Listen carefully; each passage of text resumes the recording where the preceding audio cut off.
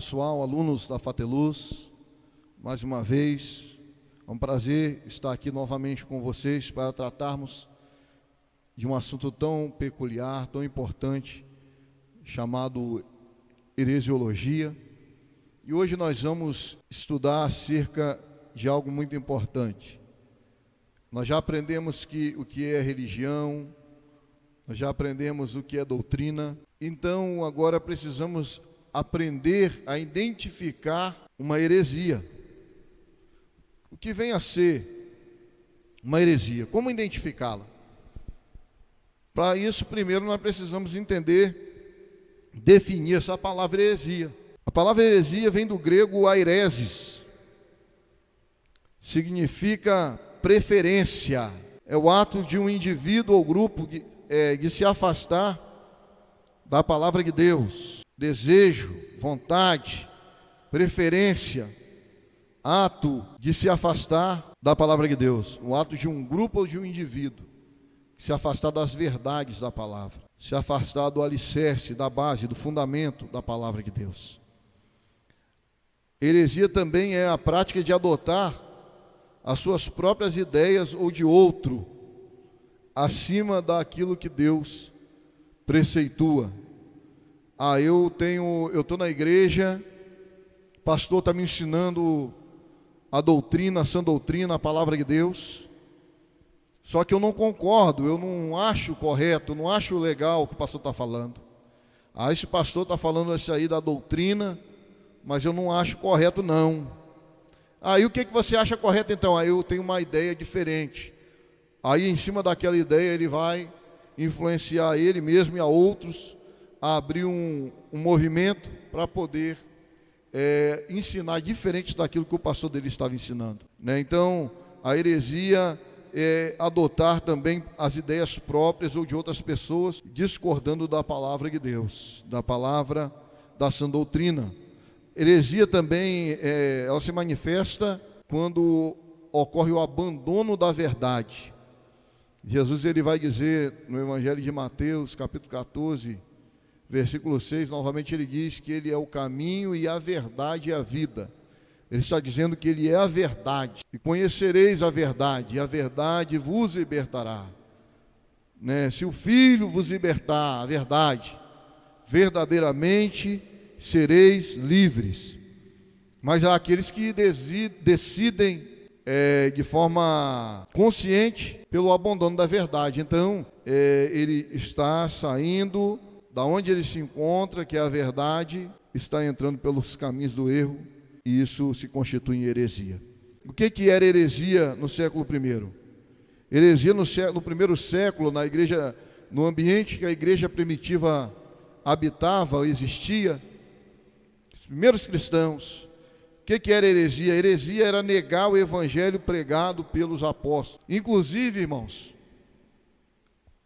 pessoal, para que nós possamos entender um pouco, eu creio que vocês já estudaram dentro da bibliologia, para formar o canon ou cânon bíblico, a igreja primitiva tinha um papel muito importante na formação desse cânon do Novo Testamento, porque o que era considerado algo saudável, algo que poderia ser canonizado, era aquilo que não trazia dúvida ao coração do ouvinte, da igreja do primeiro século.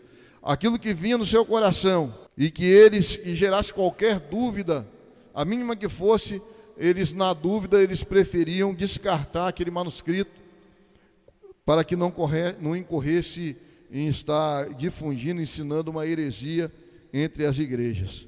Então, no primeiro século, a heresia era pregar o evangelho que negasse, difundir ideias que negassem o evangelho que os apóstolos pregavam. Então, essa é a definição de heresia. E na prática, então, professor, como que eu faço para identificar uma heresia? As heresias, a heresia, ela possui características peculiares. Através dessas características, nós vamos conseguir identificar uma heresia. Primeira característica que eu ressalto aqui, a unilateralidade de apreciação doutrinária. Por exemplo, pessoa lá aceita a religião, vai afirmar ele afirma crer na divindade de Jesus Cristo. Só que ele nega, por outro lado, a humanidade de Cristo ou vice-versa. Ou seja, ele vai polarizar a doutrina, a apreciação doutrinária vai ser polarizada, ou vai ser unilateral. Ele vai aceitar um atributo de Cristo e vai negar o outro. Ele vai aceitar que Jesus Cristo veio no mundo, ele até crê que Jesus veio, mas ele vai crer que Jesus não era material, Jesus era um ser imaterial, Jesus era uma espécie de espírito que estava ali, né? E, na verdade, nunca foi de carne e osso, que o sofrimento de Cristo, na verdade, foi algo que ele, na verdade, não sentiu, porque ele não era de carne e osso, então não teve nenhum sofrimento. Então, na verdade, você polarizar a apreciação doutrinária de uma forma que você crê somente numa parte e nega a outra. Essa é uma característica da unilateralidade de apreciação da doutrina. Outra questão aqui, ela dá ênfase à unidade de Deus e descarta a trindade, obscurece a trindade. Crê somente no Deus Pai, o Deus Filho e o Espírito Santo já não está presente na doutrina dele. Preocupa-se com o corpo do homem e esquece da alma e do espírito, né? Para ele só importa o prazer, é o corpo, é o prazer do seu corpo. Agora a alma e o espírito, né, não tem importância. Então é isso aí que faz com que nós possamos entender, conhecer, identificar uma doutrina. Unilateralidade de apreciação doutrinária é considerar um aspecto da doutrina e descartar outro. Esse primeiro ponto nos ajuda a identificar a doutrina, e temos um segundo ponto, que seria a contradição dos fatos. Como assim, contradizer os fatos? Histórias ou doutrinas baseadas em fatos que não fornecem base para tal. Ele está formatando uma doutrina, ele está trazendo um ensino, ele está trazendo uma doutrina baseada em fatos que ele não pode provar, que ele não consegue trazer argumento, base, prova para isso. Incredulidade para com os ensinamentos baseados em fatos reais, bíblicos ou com raízes bíblicas. Contradiz os fatos com doutrinas baseadas em histórias, fatos que não fornecem base para formatar a doutrina, e incredulidade para com a sã doutrina, os ensinamentos básicos, reais da palavra de Deus, com raízes bíblicas. Em terceiro lugar, entra a questão da incoerência lógica.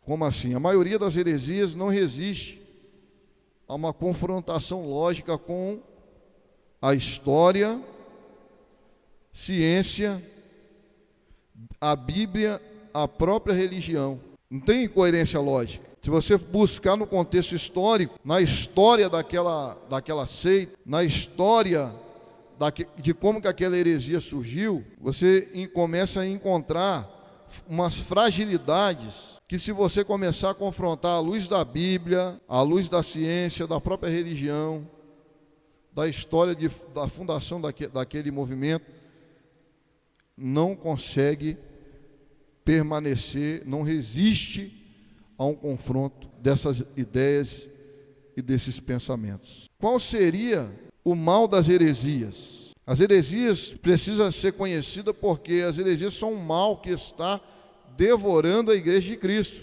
Sim, devorando a igreja de Cristo, destruindo a essência do verdadeiro evangelho. Se ele não for extirpado, ou se a heresia não for extirpada, as consequências são catastróficas para uma igreja local, para a igreja de Cristo naquela localidade. Então, nós precisamos estudar, entender que algo danoso, algo que faz mal, a heresia, e temos responsabilidade de ajudar a liderança da igreja, o pastor da igreja, se você é o pastor, a tentar remover esse mal do meio da igreja, da congregação.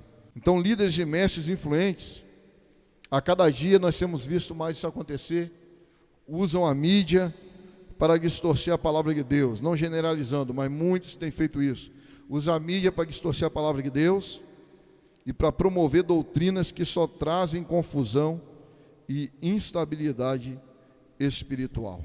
A importância de se conhecer a doutrina. Espero ter respondido o porquê você deve estudar as heresias. Amém? No próximo encontro que tivermos, na próxima aula, nós vamos estudar acerca das seitas propriamente ditas, o que é uma seita, quais são as suas características.